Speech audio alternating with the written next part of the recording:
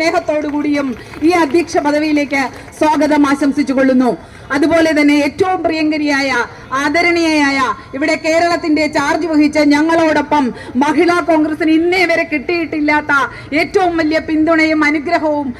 അനുഗ്രഹാശിസുകളുമായി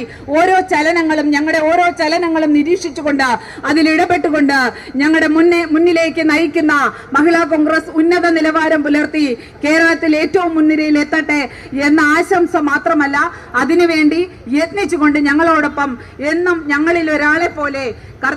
നിന്നുകൊണ്ട് ഞങ്ങളോടൊപ്പം നിൽക്കുന്ന ഏറ്റവും പ്രിയങ്കരിയും ബഹുമാനിയുമായ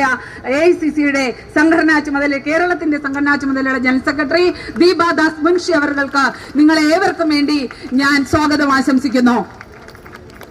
അതുപോലെ തന്നെ ഈ യാത്രയോടൊപ്പം വളരെ നാളുകളായി ഈ 9 മാസവും എല്ലാ ജില്ലകളിലും കടന്നു വന്ന രാഷ്ട്രീയകാര്യ സമിതി അംഗം ഏറ്റവും പ്രിയപ്പെട്ട അഡ്വക്കേറ്റ് ബിന്ദു കൃഷ്ണ, മുൻ സംസ്ഥാന അധ്യക്ഷ, മുൻ കൊല്ലം DCCയുടെ അധ്യക്ഷയായ ഏറ്റവും പ്രിയങ്കരിയായ അഡ്വക്കേറ്റ് ബിന്ദു കൃഷ്ണയെ ഏറ്റവും സ്നേഹവും ബഹുമാനത്തോടുകൂടി സ്വാഗതം ആശംസിക്കുന്നു. ഒപ്പം തന്നെ മുൻ അധ്യക്ഷ,